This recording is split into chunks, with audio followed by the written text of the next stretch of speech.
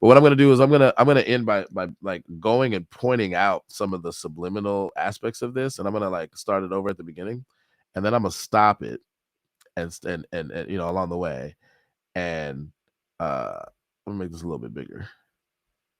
I'm gonna stop it along the way and give my commentary on it because I want to point out very specific things. So you got a whole bunch of black people. This is part of the subliminal messaging here, and they're all like waving American flags, and that's interesting because the contention of at least some kind of like black people was that there's something inherently racist about the American flag, and so this is a kind of 180 from that. It's like, you know, I think that you might see some people with some fists up and stuff like that. That'd be interesting, but I don't see no Black Lives Matter flags in here, and I'm actually wondering about that decision, and to what extent the negative backlash against Black Lives Matter against a particular kind of black politicking resulted in that. Because what they're showing is black people participating in kind of this kind of patriotism, and also I'm wondering if people left of center will actually who buy into the whole Black Lives Matter thing are going to be critical of that. That's a fascinating question to me. But here we go. So let me, and I don't know if I can turn this down, but let me. Okay, I'm just gonna talk. So all these beautiful black people with the American flags, they got no voting, no voting. So you got Trina in what looks like a kind of Oval Office vibe situation. So Trina is now a black female president. And I like the imagery of that. I can see how that will be appealing to black people to see our chocolate faces in all different shades in the America kind of that we want. And the people in this video who are the artists here, so Saucy Santana and Trina are, I guess, they're in the position that the politicians would be in. So this is kind of like pro-black in that way, in a kind of at least subliminal way, and it replicates a lot of the things that are normal with campaigns and seeing people on the campaign trail, campaign imagery, basically. There's also some clear aesthetic choices that have to do with the artist's kind of brand in terms of what Saucy Santana is wearing. Got the nice little fresh cut, the 2 Chainz, the all black kind of this Black Panther vibe with Saucy Santana. That's interesting. Voting season, bruh. Now voting, no loving. Now voting, no touching. Now voting, no nothing. Now voting, no fucking. No voting, no fucking. Now voting, no loving. Now voting, no. Okay, and the other thing that I left out is that so BLK apparently is a dating app, and I had to read about it because I didn't know about it. But it's a dating app that targets black people. So it's like you know, another kind of pro-black aspect to this. And they teamed up, and so they're in the music video, and so you have people who are using this app to find matches or whatever. And part of the contextual element of that kind of makes that app relevant because it's an actual app that you can go download. So this is in some sense an advertisement for that. Capitalism, bro. But what's interesting is, so in the context of this, you'll see it. They're swiping people, and then they're gonna bring up the fact that, you know, this person, this black male or whatever, who is a potential dating partner, has got all the right stuff. He looks good. He's got abs or whatever, but he says he doesn't vote. So I guess I'm gonna have to swipe left on this nigga. Like the subliminal message there clearly is that a person who doesn't participate in the political process in certain ways, and I guess pro-black ways, or not at all, should be disqualified from the dating pool, or in some sense is to be dismissed or ostracized, or you know, swiped left on. That's kind of like the basic message there. And but the people who do participate, those are the attractive ones. Those are the ones that you should go for. That's the message here. It's such a petulant, childish message that it actually is offensive. It's insulting. It's like, that's how you think we think about this? Like, you think that niggas are out here, their whole approach to politics is like, man, I don't want to go vote, but I'm not gonna get no pussy if I don't vote, so I guess I better go vote. Like, really? Is that how, I mean, I don't know. I don't know if they're being tongue in cheek, but like, this is, I don't know, man. This is shameful in so many ways. I can't with this shit. Let me stop. I'm doing it again. I'm talking too much. No touch, no voting, no nothing. No voting, no fucking, no voting, no fucking. BLK app looking for some action. Swagger homie Scott was heavy. Face is a 9, abs a 10, D is a to be determined. He got mad jokes, he don't seem broke. The only red flag, he said he don't vote. This midterms for all the single cute. Wanna hit this booty, gotta do your civic duty. Okay. I have to comment on that bar. Wanna hit the booty, gotta do your civic duty. Bars. Bars. Bars. Now, in all seriousness, though, it stamps kind of the core controversy of the messaging behind this, to me, which is that it's overtly sexualizing something that doesn't need to be sexualized in order to be grasped. The duty to participate in the political process doesn't need to be sexualized in this way. I think, in order to get Black people to see the significance of it, and the fact that this approach is being taken, I think, demonstrates, at least potentially, very low expectations when it comes to our people. And there's an interesting question about to what extent, who is this for exactly, other than the Black community writ large, like sub demographics within the Black community? Because I don't think this is going to appeal to Black men at all. I think this is going to be off-putting to Black men, particularly cis het straight Black men, or cis het Black men, right? Het and straight and same. I don't know that this is going to be something that appeals to us, but I don't know that it was meant to. It seems that the Black feminism that undergirds this ideologically in a fairly obvious way, it doesn't seem like it doesn't really seem to be concerned with that. It might just be appealing to the Black feminists in the Black community, and I'm curious what percentage of the Black community espouses any version of Black feminism. I don't think all Black women do. It would be interesting if the majority of Black women espouse some kind of Black feminism. That might be true. But is this maybe this is meant to appeal to Black women who are in many ways more important than Black men when it comes to the Black vote, or at least there's some arguments therein. So maybe this is not even targeting Black men. Maybe it's kind of Black men be damned. This is more targeting Black women. That would actually make more sense. So I'm wondering out loud. I don't know the answer, but that would make more sense, because I think this is going to be very off-putting for Black men. And it again, but like the low expectations even for Black women, though, even though it's kind of steeped in this whole, Black feminism, Black empowerment, free love, you're in control of your sexual destiny, slut walk, pro slut walk kind of shit. It's still a low expectation. It's like, why do you have to control your people with the pussy? Like, like really? You think the pussy is the root of our salvation politically? Like, I guess, maybe, but like, I don't know, man. I know Black women are very influential in the Black community in general. So maybe it's trying to appeal to that, but in like the most degrading way possible. By sexualizing that. Like, the way that Black women move in the Black community is not exclusively or even primarily by withholding sex from men or I guess other partners until they do certain things politically. There's not a history of that in the Black community like that. There may have been some of that. I know that there are Black women who withhold from men for all kinds of reasons, in order to motivate the men to do certain things that they think that they should do. But as a like primary impetus for politicking in the Black community, not really.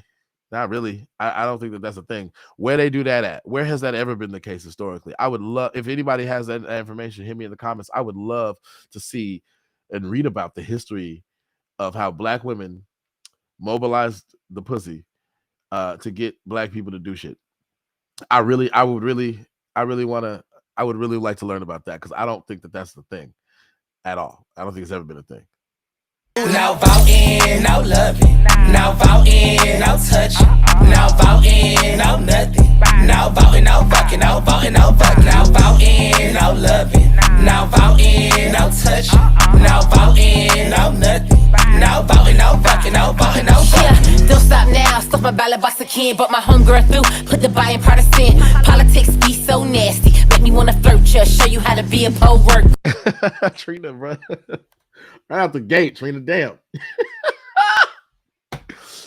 Trina ratchet and raunchy and unapologetically so. Trina's always been that way. I've listened to a bunch of Trina songs in the past. I've danced to them. I've bumped them in the car. I'm not gonna act holier than now. And low key, this song got a nice little beat to it. I'm not gonna lie, like it's appealing in all of the usual ways that hip hop is appealing. But what the problem with it is that it masks all of the problematic shit that is also a part of the message. So the beat is fire. The lyrics are catchy. The subliminal messaging has a lot of pro-black positivity and inclusivity, and those things are valuable in various different ways. It's showing black people in positions of power subliminally. It's showing Saucy Santana and Trina as judges and presidents and politicians. And, you know, they're in front of you know, that what is that group of microphones that politicians often have when they're giving speeches. And so these black people, black woman in the case of Trina, black, I guess, gay black man in the case of Saucy Santana, are being put in these positions. So I get the subliminal messaging behind it, and there's some positivity to it, but the toxicity of perpetuating the kind of unapologetic sexual promiscuity and just kind of casual display of sexuality just for the sexuality's sake, or in this case for some kind of political motivation or for profit, to whatever extent that there's any profiting to be had from the not so subtle advertising of a dating app for black people, or whatever money both Saucy Santana and Trina stand to make from the distribution of the song, particularly if it becomes popular or gets a lot of radio spins and shit.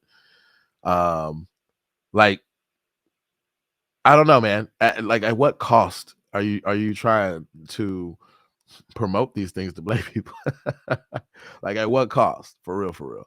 Like, I don't know, man. I got mixed feelings about this. I'm trying to recognize some of the positives that I think the left could argue is good in here, but man, all right, I'm gonna get through this. Legs in the air, I don't care. Anyone could get it. Universal health care. If you want to.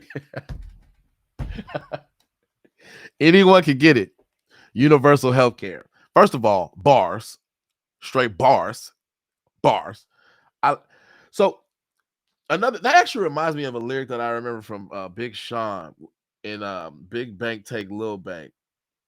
And I thought that shit was cool because it was somewhat politically aware, but it was like couched in this kind of like normal hip hop vibe that we, you know, our people find salient.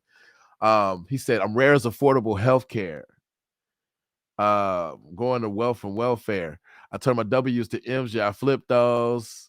Like you know, that whole that I liked that little rare as affordable healthcare line. I really fucking like that shit. And so hearing Trina say that reminded me of that.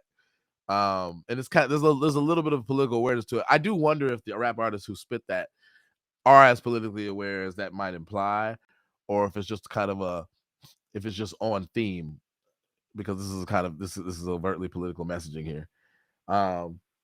Anyone can get a universal health care. It's a bar, it's creative, but bruh, man, anyone can get it. It's just the sexual promiscuity. I'm open to fucking anybody. I don't know if that's what she's saying, or if she's saying like anyone can get it, like you can catch these hands, like if it's like hella aggressive like that. In which case, there's a whole nother can of worms about these black female rappers being like hyper fucking masculine all the time and shit weird. But I guess, I mean, if it's supposed to be some kind of critique on gender norms, then maybe. I mean, that's usually the excuse given by the woke types. I don't know, man. This man. Come before the deadline, come in the jacuzzi, gerrymander this coochie. That's another one.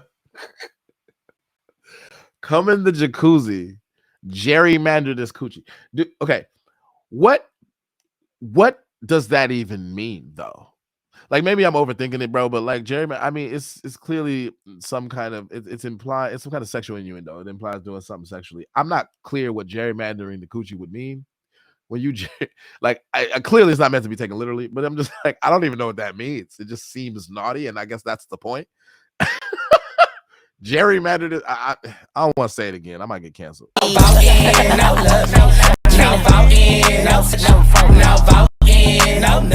Look at the black girls in the back wearing those like old timey like wigs that they used to wear, those political wigs. So are we officially not going to take knees during the national anthem now? Or like, what's the move, black people? Let me know. I'm confused. I thought we were anti that, but this is really like patriotic, but with like it's like a black version of patriotism. You know what I mean? Like that's kind of the message in here. So I'm not clear. There's a lot of American flags in this music video. Are we supposed to kneel? There's no kneeling in here. I guess that wasn't. I guess that doesn't track well in the focus groups anymore these days. People are tired of that. I guess. I don't know, man. Interesting. Can't let me down, gotta stand up for something. No voting, no loving. No voting, no touch. No voting, no nothing. BLK, we gon' stand up for something. Yeah, that's right. No voting, no loving. If the coochie is the goal, go hit the pose. Oh, he. Wait. What was that little? He's like, huh, like he just got done getting it because he voted. He's like, I voted and I got the pussy, nigga. Mission accomplished. What? Come on, man. Y'all don't see this shit problematic, fam. What the fuck, bro? Wow. Okay. And you know, this is clearly a BLK advertisement. Shit, bro.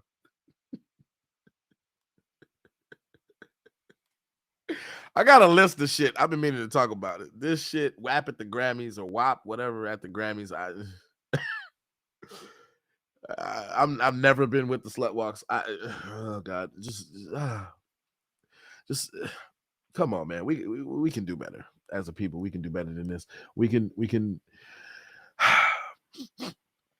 we can stand up for things politically without stooping to these kinds of subliminal messaging tropes. They're inherently offensive. They perpetuate a whole bunch of negative stereotypes. Clearly, like, and I get it's trying to, in some sense, try to reach out and be inclusive of people who might be associated with such pejorative terms as ghetto or ratchet. I get that, and to whatever extent that part of what it means to be black, or at least one of the many ways a person can be black, entails those things in our communities. And I understand, genuinely understand, the pushback against dismissing people like that as if they're downtrodden, as if they're bad, because there's a long history of doing that kind of thing. That is insular to white supremacy. I get that. That's not lost on me. But like, it's the like willful ignorance of the turning of a blind eye to the toxicity that's also being perpetuated in the perhaps naive and an understandable attempt to be inclusive of people who don't fit nicely into, let's call it, white standards for what is deserving or worthy of respectability. And I think that's the extent to which I'm willing to go along with the critique on respectability politics, and how it's used to reinforce norms that perhaps some of our people, or a subset of our people, don't find natural. I get that. But like, man, you don't have to have a fucking Harvard PhD to see that this shit is fucking problematic, man. I don't have a Harvard. I'm not a PhD candidate. I the highest degree I have is a bachelor's degree. I'm about to get my teaching credential though. But like, so I'm not like the most scholarly person. I'm no Dr. Cornel West, but like, you don't need all that to see that this shit is problematic in a lot of ways. So I've talked enough. This segment went longer than I wanted it to. I'll probably have to clip it down a lot, but I really wanted to give a breakdown of what specific elements of this I found problematic, me personally. And I tried to steel man the other side and tried to recognize maybe some points of validity and some of the common critiques that hail from the left that I think motivate this. But bruh, this ain't it. This ain't it. I welcome any kind of pushback, commentary, anything I left out that I could have used to steel man the other side. I'm coming with a particular perspective. I tried to be as transparent with that as possible. I'm in alignment on this one with a lot of the conservative types who I think are not going to like this, not the least of which the dude from the Black Conservative Perspective on YouTube, also Amala from PragerU. I've seen them do commentary on this. I'm sure Candace Owens is going to touch on this, and she's not going to like this at all. Larry Elder types are not going to like this for sure. But, you know, I think that there will be some people that give a kind of tacit defense of this from the left. Mark Lamont Hill might. I don't know. I don't know what his perspective is going to be on this. I don't even know if he cares about this. He might think this is, not worthy of his attention. But it's usually when like progressives can't defend something, they just act like it's not important or like it's a distraction. So they might pull that shit because I was trying to find some left-leaning sources that defend this, and I couldn't really. Oh, you know what? Actually, the closest thing I found, I actually didn't want to do that. So let me shut this down and let me share one thing, because I do want to go over this. All right, so Black Entertainment is the closest thing I can find to a defense of this. Okay, so Black Enterprise, I should say, not Black Entertainment, Black Enterprise was talking about this. It says Match Group's BLK teams up with rappers Trina and Saucy Santana for a new voting anthem. And so I think this is the closest thing to a defense that I'm going to find from any kind of left-leaning sources. So BLK, the largest dating app for Black singles, is bringing the heat this fall with a spicy collaboration between legendary rapper Trina and rising rap superstar Saucy Santana. So notice the way that they're describing this. This is a spicy thing. It's provocative, it's hip, it's edgy, it's that kind of thing, apparently. And it reads like it's promoting all of these things: BLK, Trina, and Saucy Santana. BLK, who recently released an in-app election center, has teamed up with Florida icons to create an audacious new voting anthem. Now, it's interesting and not, I think, trivial that it's picked Florida icons because it's trying to win things in Florida. Because Ron DeSantis is and the Republicans are making gains in Florida, and so the Democrats, if they want to have a hope of doing anything in their favor in Florida, they want to get the Black vote out in Florida in droves. So I think that there is some collaboration with those who are in the know in terms of political strategy here. I don't think that that's trivial. So has teamed up with Florida icons to create an audacious new voting anthem. No voting, no vucking, to command a new generation of voters to shift the culture and make their voices heard. So this is about influencing politics by way of culture, which is something that the left has embraced, like, full stop. And it has, to their credit, made a lot of effective gains in favor of their preferred policies in this way. So the new single and video was released during the National Voter Education Week on Tuesday, October 4th.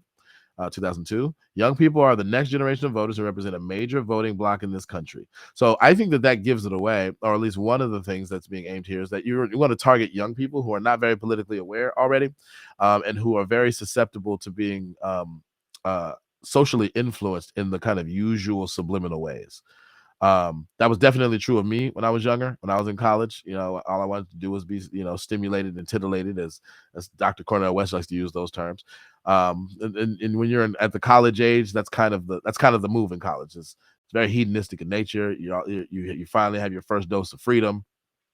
It's all about, I guess, being cool, being socially accepted, drinking, having sex, all that kind of stuff. It definitely, like, that milieu, that cultural milieu of that age bracket is definitely something that this is designed to be an appeal to.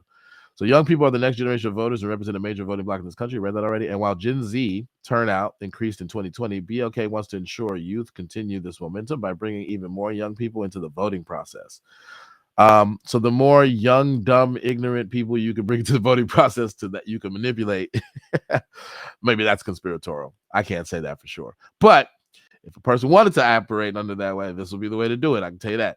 Just in time for the 2022 midterm elections, No Voting, No Vucking aims to motivate young Black citizens to vote by calling out that exercising your basic civic duty of voting is the biggest turn on of all.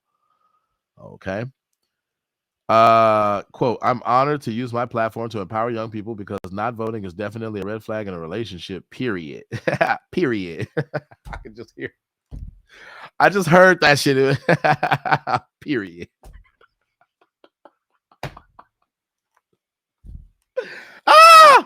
Says Saucy Santana. I can just hear. Yeah. Wow. Okay. Now more than ever, we have to use our voices to stand up for what we believe in. Voting is sexy. Being informed is sexy. Well, there you go. The explosive new single opens with Santana's infectious Southern drawl proclaiming no vote, no vote in, no back. I can't help it. I'm sorry.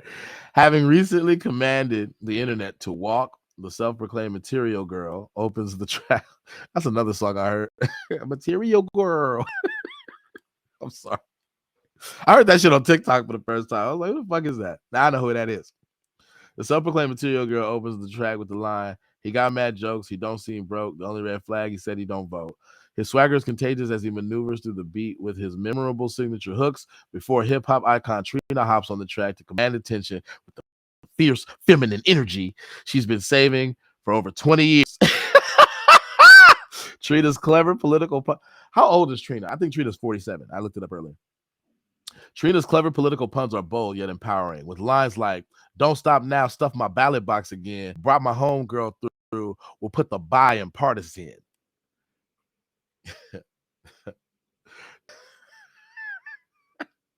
Bars. Trina flexes her signature sex appeal and confidence that is sure to get black singles to the actual ballot box. I want to repeat that line right there. Trina flexes her signature sex appeal and confidence that is sure to get black singles to the actual ballot box. So this seems to be recognizing what I was saying earlier, which is that the part of the goal here is to influence black people in such a way as to actually get them to move in such and such a way politically. I just feel like it just reflects how low whoever orchestrated this thinks of our people, in my opinion.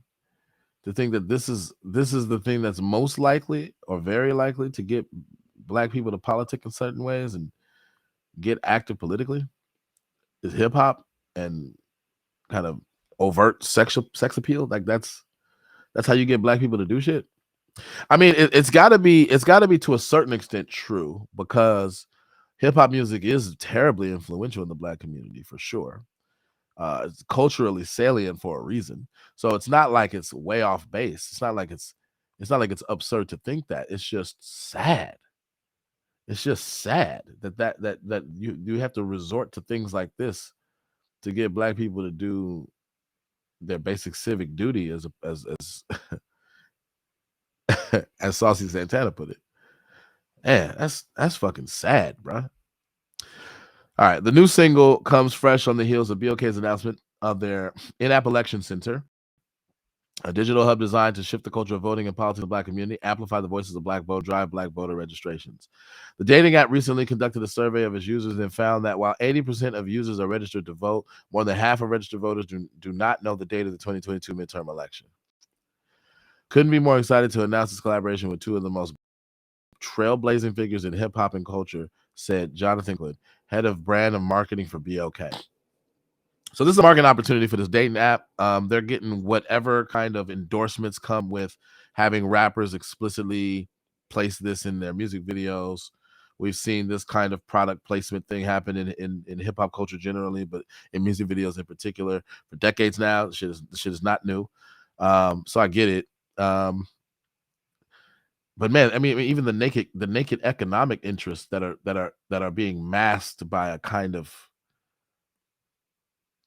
virtue signally appeal to, we need to get black people out to vote. It's like, I don't know that y'all really care about black people if this is the way you're doing it.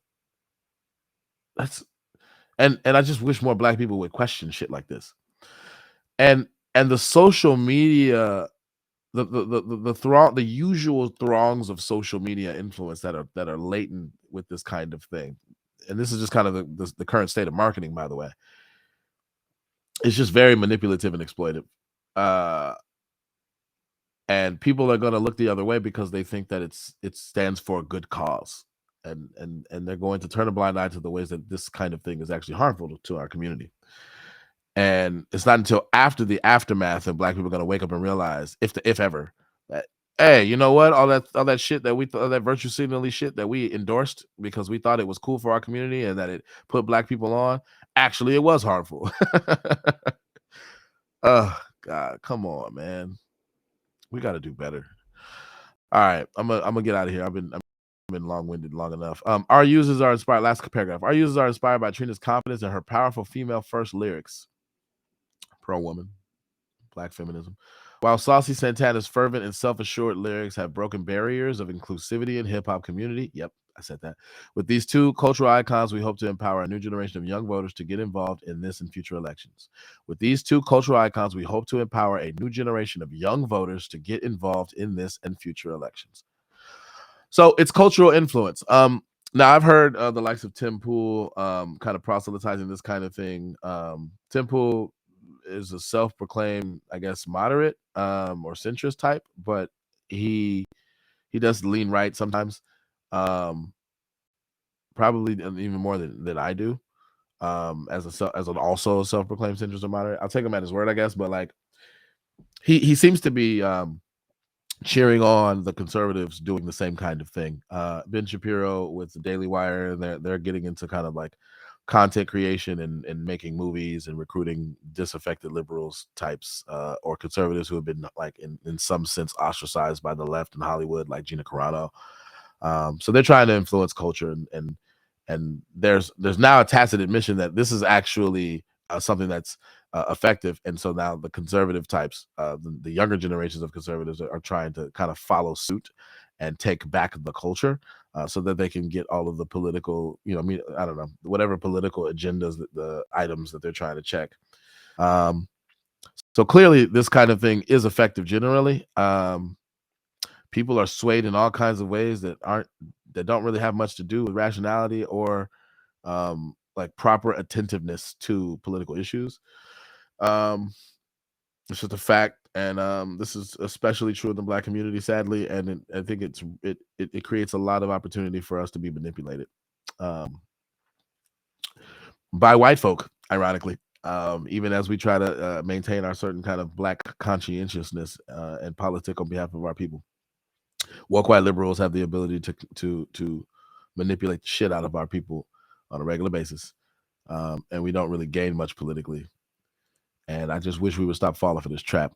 And don't get me wrong, I mean, Republicans can do it too. I think that Candace Owens, in some sense, is trying to do this kind of thing by recruiting Kanye West and whatever influence he has lately. I'm gonna do that later. I'm gonna talk about his whole White Lives Matter thing and the history of him with MAGA. But yeah, so I'm gonna go ahead and get out of this. But like, man, I gotta tell you, shit's sad, bro. Shit is really sad. Anyway, you get my link tree, Black Music Podcast. You guys can y'all can find me all the social medias. Find the podcast on all the social medias. Anywhere podcasts are being streamed, I'm basically on that shit too. Especially included but not limited to Spotify, Apple Podcasts, Google Podcasts, Amazon Podcasts. I'm on iHeartRadio. I'm on all the things. But yeah, so this has been a solo dolo mission, a long-winded episode of current event segment. This is one segment. I got to do like 4 more. So hopefully I can be shorter with those. But yeah, until next time, peace.